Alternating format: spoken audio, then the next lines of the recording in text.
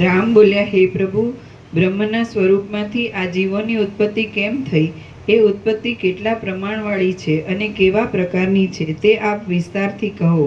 વશિષ્ઠ બોલ્યા, હે મહાબાહુ, આ વિચિત્ર પ્રાણીઓની જાતિઓ જે રીતે ઉત્પન્ન થાય છે, જે રીતે નાશ પામે છે, જે રીતે મુક્ત થાય છે, જે રીતે વધે છે અને જે રીતે તિરોહિત થઈને રહે છે, તે સંબંધમાં હું સંક્ષેપથી તમારી પાસે કહું છું. હે નિષ્પાપ, તમે તે સાંભળો. નિર્મળ પરબ્રહ્મ સંબંધી ચૈતન્ય શક્તિ પોતાનામાં રહેલી વાસનાઓના અનિયમિત જાગવારૂપ યદૃચ્છાથી કલ્પના કરવા લાગતા પોતે સર્વશક્તિમાન હોવાને લીધે પ્રથમ ભવિષ્ય આકારોના સૂક્ષ્મ સ્ફુરણ રૂપે ગોઠવાય છે.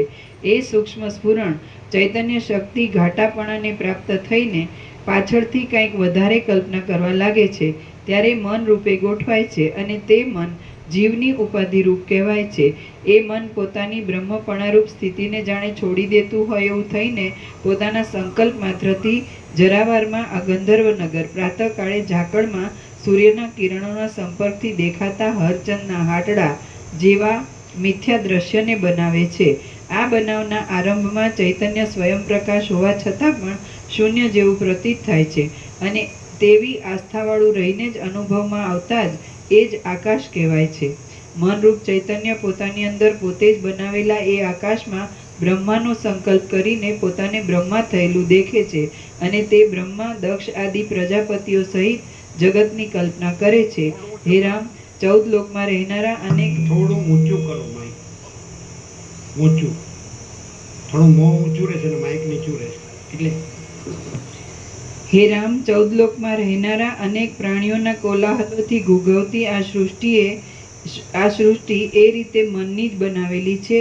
મનરૂપ જ છે, પોતાની સત્તાથી રહિત છે, સંકલ્પથી ઉઠેલી નગરી જેવી છે, ભ્રાંતિ માત્ર જ છે અને અધિષ્ઠાનથી કાંઈ પણ જુદી પડે એમ નથી. આ પ્રપંચમાં પ્રાણીઓની કેટલીક જાતિ મોટા મોહમાં જ પડેલી છે. કેટલાયક પ્રાણીઓને જ્ઞાન પણ પ્રાપ્ત થયું છે અને કેટલાયક પ્રાણીઓ મોક્ષને માટે યત્ન કરવા છતાં પણ વૈરાગ્યની દ્રઢતા નહીં હોવાને લીધે વારંવાર વચમાં જ ભ્રષ્ટ થઈ જાય છે. કેટલાયક પ્રાણીઓને જ્ઞાન પણ પ્રાપ્ત થયું છે અને કેટલાયક પ્રાણીઓ મોક્ષને માટે યત્ન કરવા છતાં પણ વૈરાગ્યની દ્રઢતા નહીં હોવાને લીધે વારંવાર વચમાં જ ભ્રષ્ટ થઈ જાય છે. પૃથ્વીમાં રહેનારી પ્રાણીઓની સઘળી જાતિઓમાં જે મનુષ્ય જાતિઓ છે તે બ્રહ્મવિદ્યાના ઉપદેશનું પાત્ર છે, કારણ કે એ જાતિ ઘણી ચિંતાઓવાળી છે, દુઃખોથી ઘેરાયેલી છે અને મોહથી, દ્વેષથી તથા ભયથી આતુર છે. આથી માઇક નીચું છે.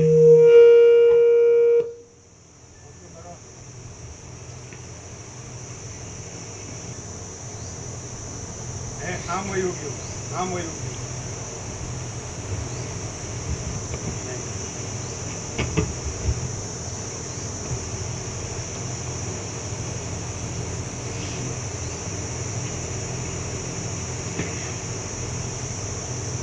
પૃથ્વીમાં રહેનારી પ્રાણીઓની સઘળી જાતિઓમાં જે મનુષ્ય જાતિ છે તે બ્રહ્મવિદ્યાના ઉપદેશનું પાત્ર છે, કારણ કે એ જાતિ ઘણી ચિંતાવાળી છે, દુઃખોથી ઘેરાયેલી છે અને મોહથી, દ્વેષથી તથા ભયથી આતુર છે.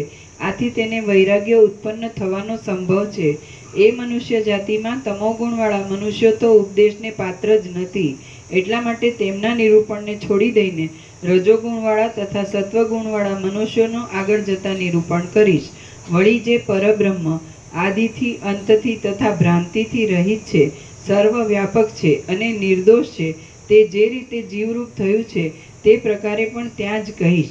જેમ નિશ્ચળ મહાસાગરના એક પ્રદેશમાં તરંગો રૂપે ચંચળતા થાય છે, તેમ અવિચળ સ્વરૂપવાળા સત્તારૂપ પરમાત્માના એક પ્રદેશમાં જીવરૂપે ચંચળતા થાય છે. તે શી રીતે ઘાટી થાય છે તે પણ તે પ્રકરણમાં જ કહેવામાં આવશે. રામ બોલ્યા, હે મહારાજ, પરમાત્મા અખંડ છે અને પૂર્ણ છે તો તેમાં પ્રદેશનું હોવાપણું સંભવે જ કેમ? એ પરમાત્મામાં વિકારનો સંભવ અને બીજા પદાર્થનું સંક્રમણ ઘટે જ કેમ? વશિષ્ઠ બોલ્યા, જીવની તથા બ્રહ્મની એકતા વાસ્તવિક છે.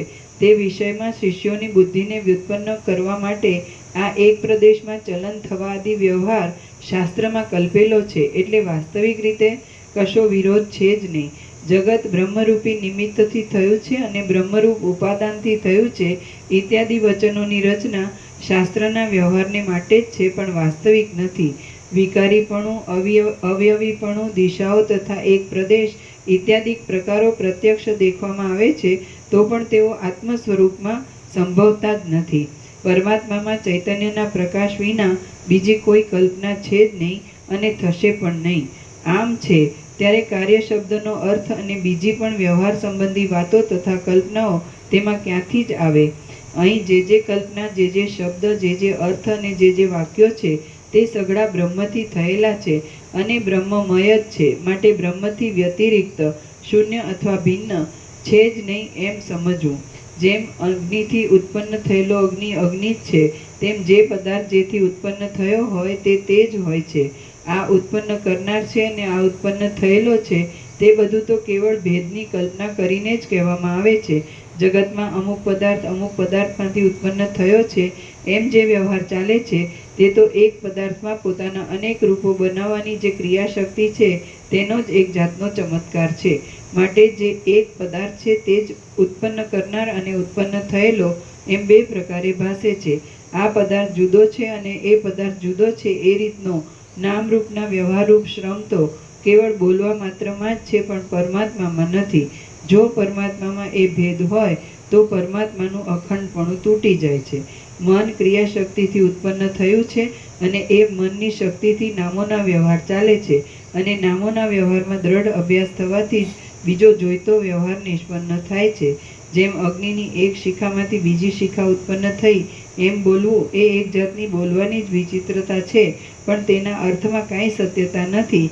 તેમ પરમાત્મામાંથી અમુક ઉત્પન્ન થયું અને પરમાત્માએ અમુક ઉત્પન્ન કર્યું ઇત્યાદિ જે કહેવામાં આવે છે તે એક જાતની બોલવાની જ વિચિત્રતા છે, પણ તેના અર્થમાં કાંઈ પણ સત્યતા નથી.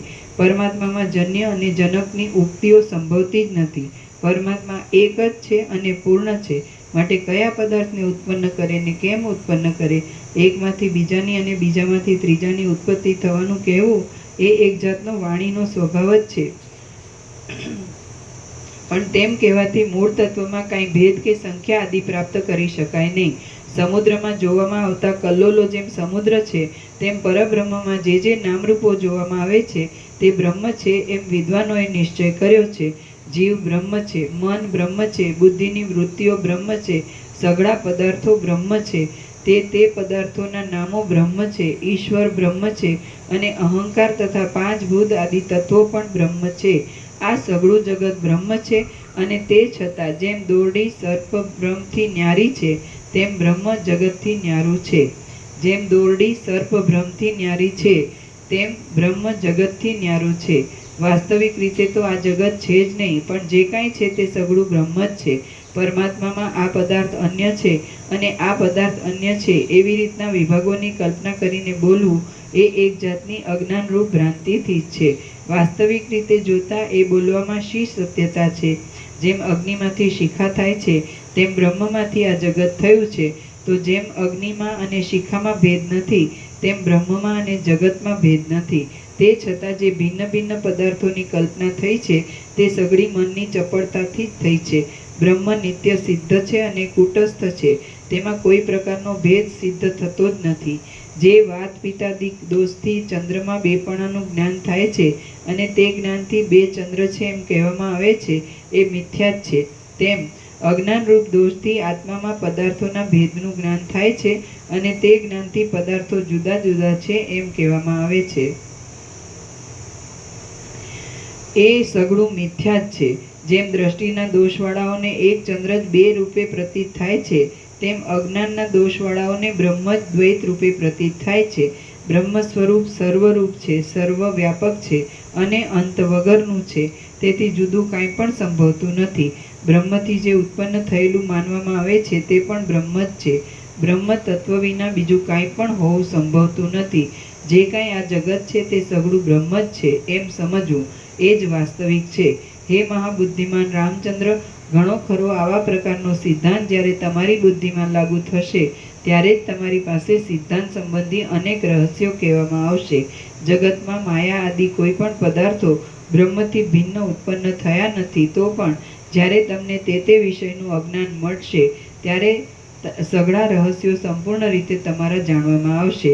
જેમ રાત્રિના અંધકારનો ક્ષય થાય ત્યારે સ્થાવર જંગમ જગત સ્ફુટ જોવામાં આવે છે, તેમ મિથ્યા પદાર્થનો બાદ થાય ત્યારે બ્રહ્મ તત્વ યથાર્થ રીતે જાણવામાં આવે છે. હે રામ, જ્યારે અજ્ઞાનથી દૂષિત થયેલી દ્રષ્ટિ વડે આ જે સઘળું જગત સઘળી દિશાઓમાં વિસ્તીર્ણ થયેલું જોવામાં આવે છે, તેનો અને અજ્ઞાનનો નાશ સંપૂર્ણ બાદ થશે ત્યારે નિર્મળ દર્પણ જેવા અને વાસ્તવિક સત્યતાવાળા નિર્મળ પરમ પદમાં તમને અખંડ નિર્મળતા જ જણાશે. એ વાતમાં કશો સંશય નથી. શ્રી યોગ વાસિષ્ઠ મહારામાયણમાં સ્થિતિ પ્રકરણનો બ્રહ્મૈવ ઇદમ સર્વમ જગત ઇતિ પ્રતિપાદન નામનો સર્ગ 40મો સમાપ્ત. સર્ગ 41મો. અનિર્વચનીય માયા અવિચારણીય અને ટાળવા યોગ્ય છે. આ 41મા સર્ગમાં સ્ફુરણ અથવા કલ્પના આદિ વિશેષોનું મૂળ માયા જ છે અને તે માયા અનિર્વચનીય છે, ટાળી નાખવા યોગ્ય છે અને ક્યાંથી આવી એમ વિચારવા યોગ્ય નથી એટલું કહેવામાં આવશે. રામ બોલ્યા, હે બ્રહ્મન, શીતળ, નિર્મળ, પ્રકાશમાન, અત્યંત ગંભીર અને ક્ષીરસાગરના પેટ જેવી આપની વિચિત્ર ઉક્તિઓથી હું ક્ષણ માત્રમાં અંધારામાં પડેલા જેવો થઈ જાઉં છું અને ક્ષણ માત્રમાં અજવાળામાં આવેલા જેવો થઈ જાઉં છું.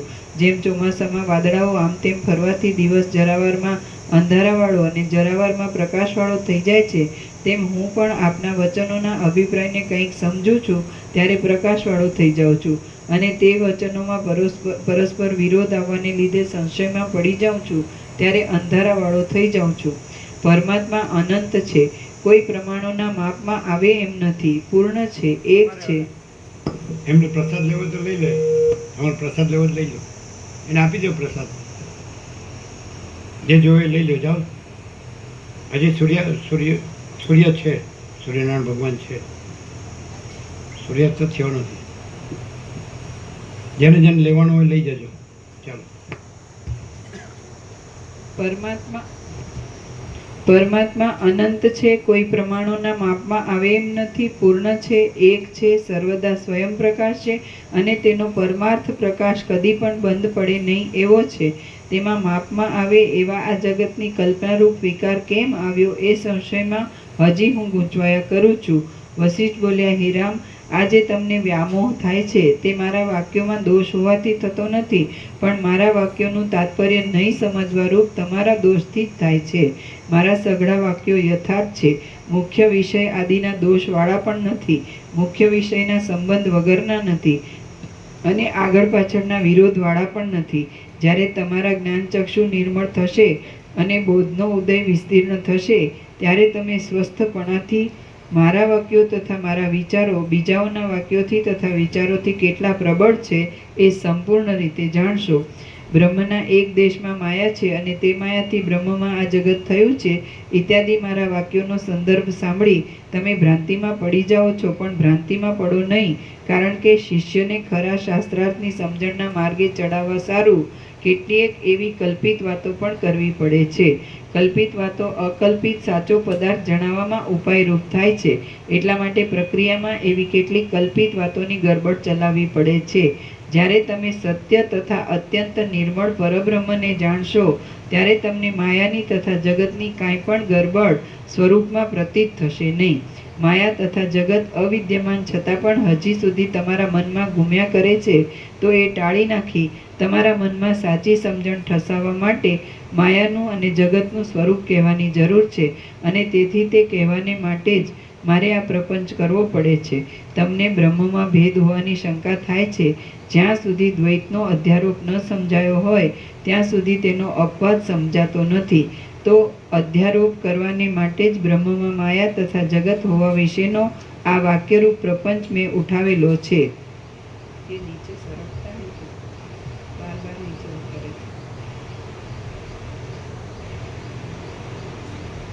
ઉપદેશના સમયમાં કાચા શિષ્યની પાસે પ્રક્રિયા રૂપે આવી કલ્પિત વાતો કર્યા વિના છૂટકો જ નહીં. જો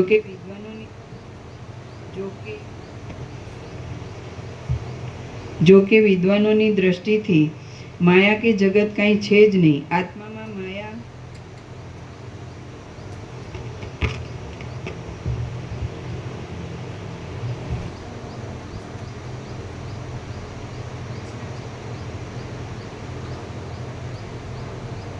ઠીક છે. આત્મામાં માયા, વાસના, કર્મ કે કલ્પના કાંઈ છે જ નહીં અને અત્યંત શુદ્ધ જે પરબ્રહ્મ છે. આમ થઈ ગયું આખું.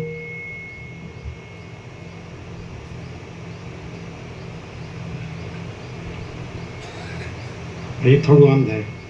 આમ. હા, થોડું. તમારા હાથથી દેખાતું નથી.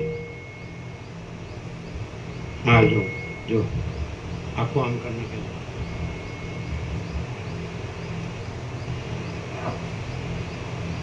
હજી આમ છે, થોડું આમ. અડ કરો છો ને એટલે આવું થાય. એને અડવાનું જ નહીં.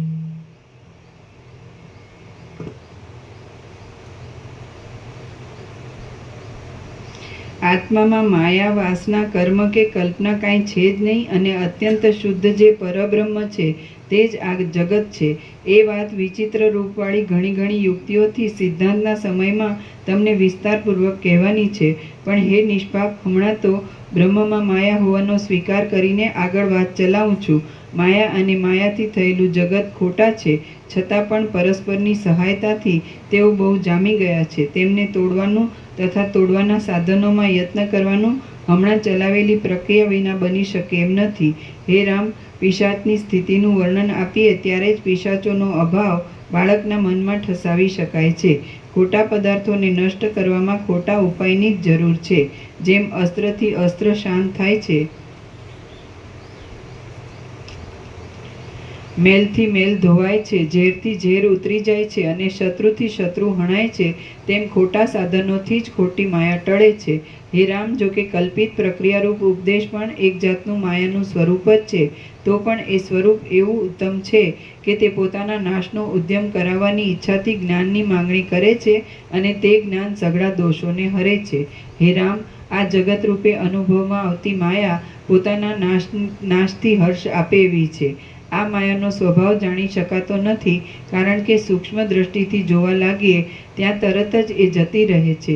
એ જગતરૂપ માયા વિવેકને ઢાંકી દે છે, બીજા અનેક જગતોને ઉત્પન્ન કરે છે અને તે છતાં એ કેવી છે એમ જણાતી નથી. એ ભારે આશ્ચર્ય તો જુઓ!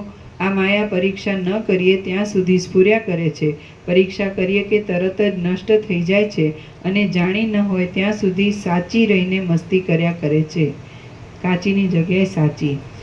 અને જાણી ન હોય ત્યાં સુધી સાચી રહીને મસ્તી કર્યા કરે છે.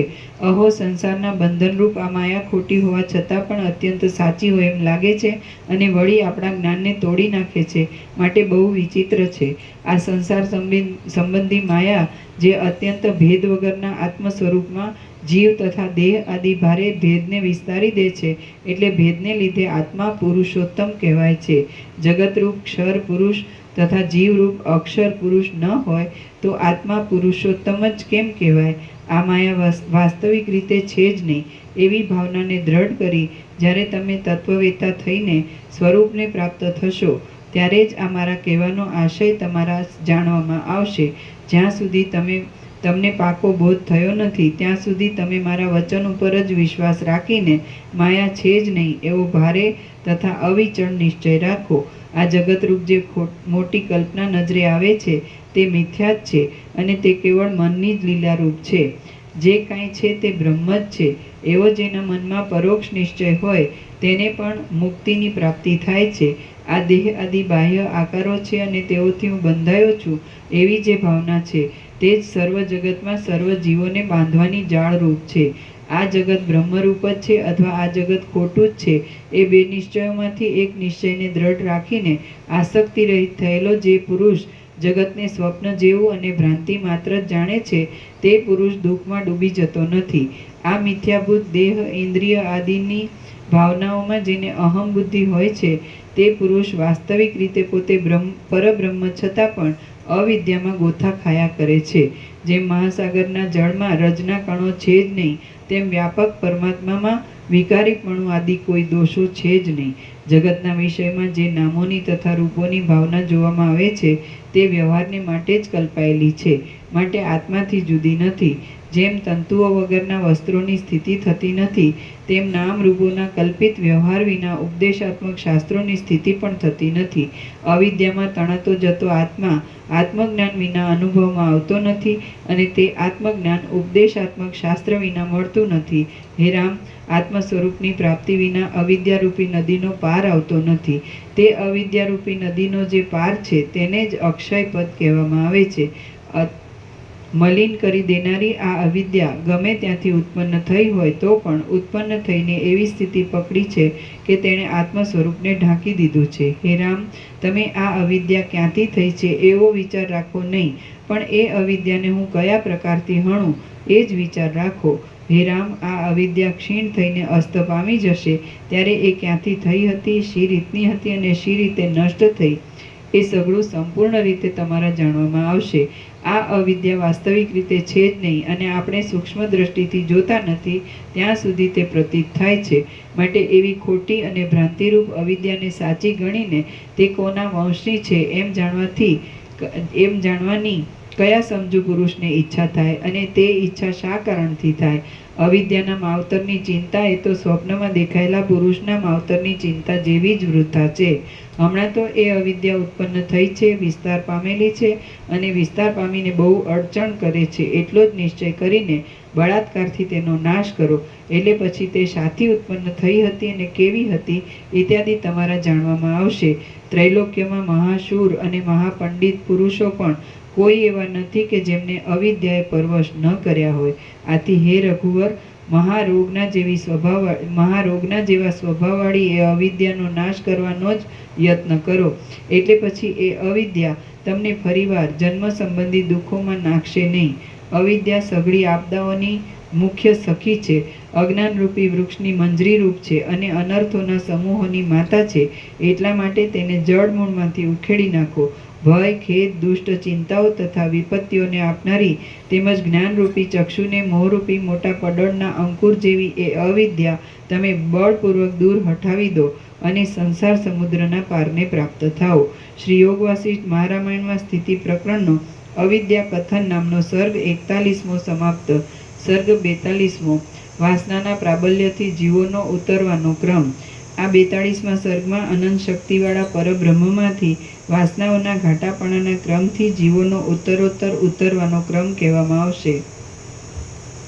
વસિષ્ઠ બોલ્યા, હે રામ, અવિદ્યારૂપી મોટો રોગ પરીક્ષા કરવા માત્રથી નાશ પામી જાય એવો છે.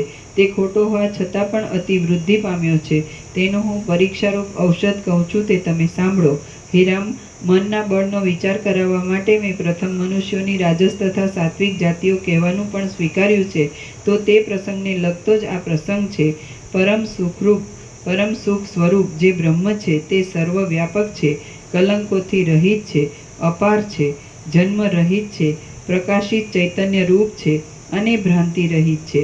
જેમ નિશ્ચળ મહાસમુદ્રનો એક પ્રદેશ વાયુરૂપી ઉપાધિથી તરંગરૂપ ઘનતાને પામે છે, તેમ અવિચળ સ્વરૂપવાળા એ મહાચૈતન્યનો એક પ્રદેશ વાસનારૂપ ઉપાધિઓથી જીવરૂપ ઘનતાને પામે છે.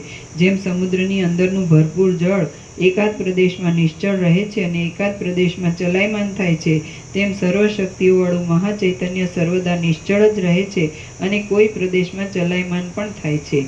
જેમ પવન પોતાનાથી જ ભરપૂર રહેલા આકાશની અંદર પોતાની શક્તિથી પોતાના એક પ્રદેશમાં પોતે જ ચલિત થાય છે, તેમ સર્વવ્યાપક મહાચૈતન્ય પોતાની શક્તિથી જ પોતાના એક પ્રદેશમાં પોતે જ ચલિત થાય છે.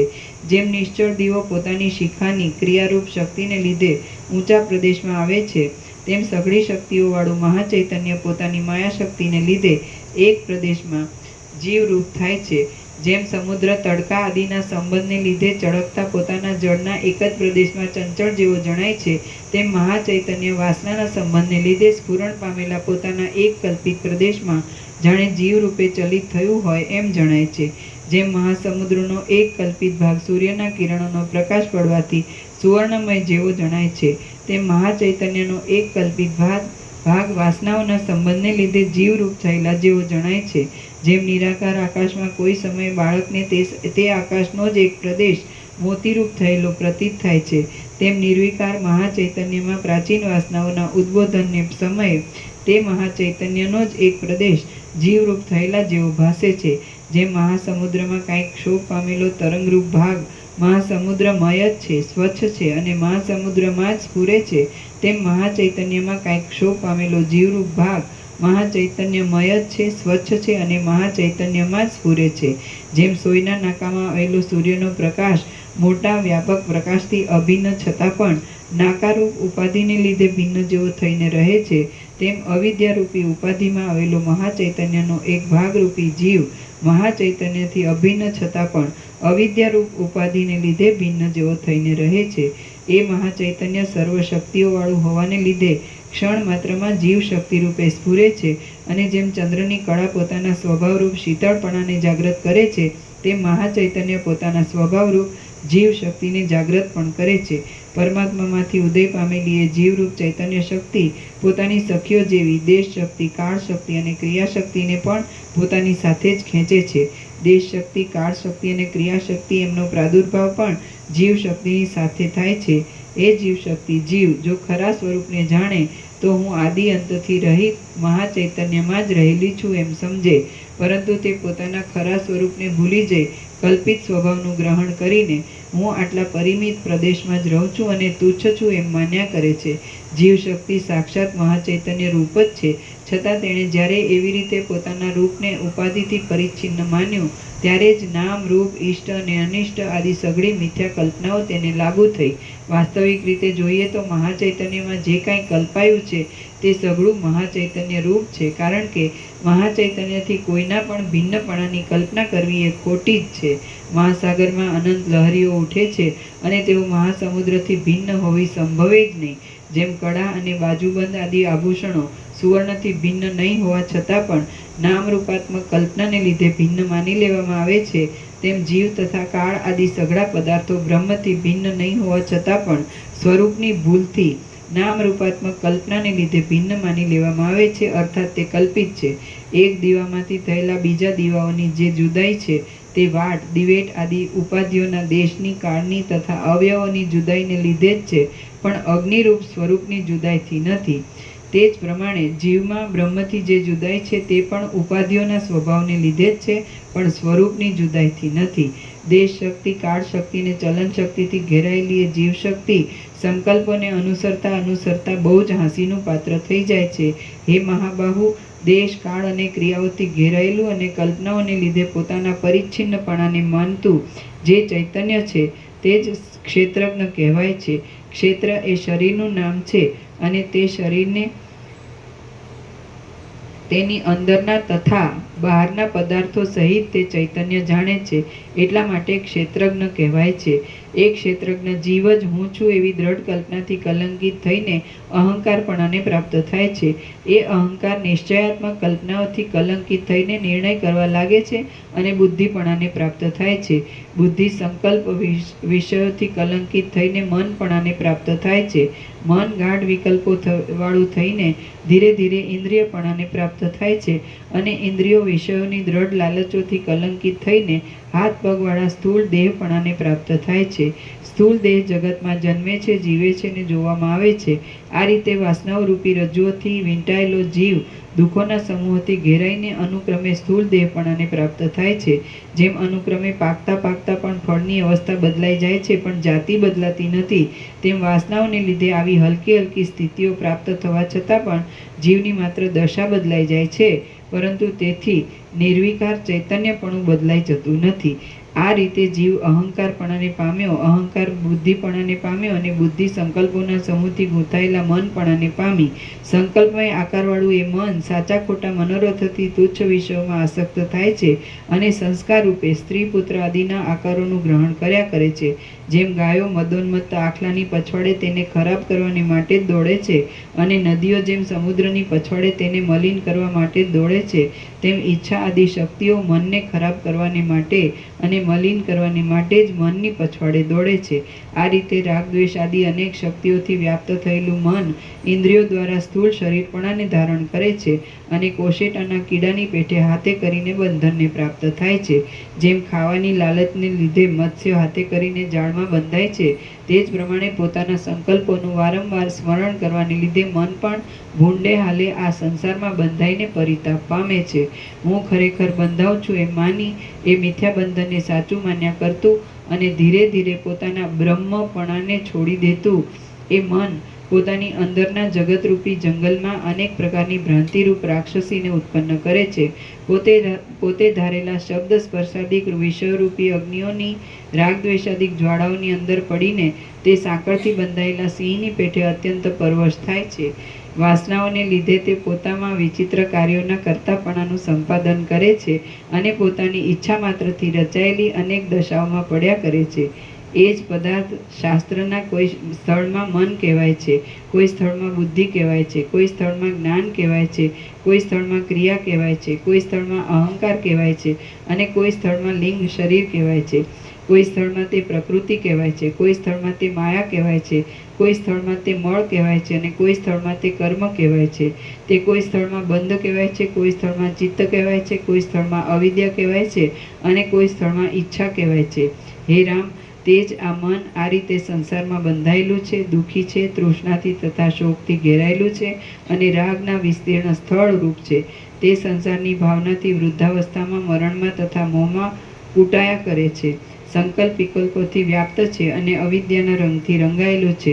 ઈચ્છાઓને લીધે તે ક્ષોભ પામ્યા કરે છે. કર્મરૂપી વૃક્ષોની ઝાડીના અંકુરરૂપ છે. પોતાની જન્મભૂમિને ભૂલી ગયું છે અને કલ્પિત અનર્થોથી સંકુલ છે. કોશેટાના જીવડાની પેઠે તે પોતાની મેળે બંધાયેલું છે. શોકના નિવાસરૂપ થઈ ગયું છે. શબ્દ તથા સ્પર્શ ઇત્યાદિ વિષયોના સમૂહથી અવયવોવાળું થયેલું છે અને અનંત નરકોની પીડાથી સંતાપ પામ્યા કરે છે. અદ્રશ્ય હોવા છતાં પણ તે મોટા પહાડના જેવા બોજાથી ભયંકર થઈ પડ્યું છે અને તે જરા તથા મરણ આદિ અનેક શાખાઓથી સંપન્ન એવા સંસાર નામના ઝેરી ઝાડરૂપ છે. જેમ વડનું બીજ પોતાની અંદર આખા વડને ધારણ કરી રહેલું હોય છે, છતાં પણ અંદર ફળોથી રહિત છે, તેમ આશાઓરૂપી પાશોને બનાવનારા આ સઘળા સંસારને તે પોતામાં ધારણ કરી રહેલું હોવા છતાં પણ તે અંદર ફળોથી રહિત છે. તે ચિંતારૂપી દાવાનળની શિખાઓથી દાઝેલું છે, કોપરૂપી અજગરે ચાવેલું છે, કામનારૂપી મહાસાગરના મોજાઓથી પછડાયેલું છે અને પોતાના દાદાને મૂળ કારણને ભૂલી ગયું છે.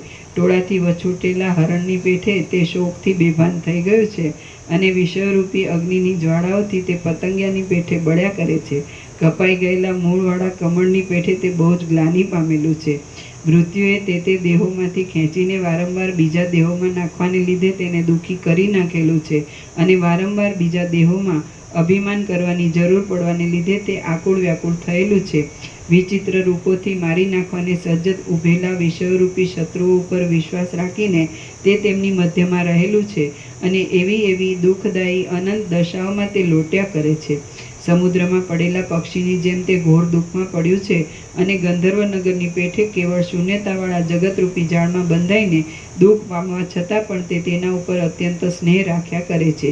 તે સંસારરૂપી ઉછળતા સમુદ્રમાં તણાયા કરે છે અને વિષય ઉપર દોડ્યા કરે છે. હે દેવતુલ્ય, હાથીને જેમ કાદવમાંથી બહાર કાઢવામાં આવે તેમ તમે એને સંસારમાંથી બહાર કાઢો. હે રામ, મન કામદેવરૂપી ખાબોચિયામાં બળદની પેઠે ખૂંચી ગયું છે. પુણ્યનો ક્ષય થવાથી હવે તેને ઉત્તમ પરલોકમાં જવાનું સાધન રહ્યું નથી, તેથી તે ભાંગેલા અવયવોવાળા જેવું થઈ ગયું છે. તમે એને બળાત્કારે એ ખાબોચિયામાંથી બહાર કાઢો. હે રામ, આ મન કર્મફળોના જુદા જુદા રસો પડવાથી મેલું થઈ ગયું છે અને બળતરા આપનારા જરા મરણ તથા ખેદથી મૂંઝાઈને મૂર્છિત થઈ ગયું છે. આમ હોવા છતાં પણ જેને તેનો ઉદ્ધાર કરવાની ચિંતા ન થાય તેને જગતમાં મનુષ્યના આકારવાળો રાક્ષસ જ સમજવો જોઈએ. શ્રી યોગ વાસિષ્ઠ મહારામાયણમાં સ્થિતિ પ્રકરણનો જીવાવતરણ નામનો સર્ગ 42મો સમાપ્ત. બે 1 2 3 4 ચાર પાના એટલે 3 પાના 3. ઓમ ઓમ ઓમ. પ્રસાદ આપી દે.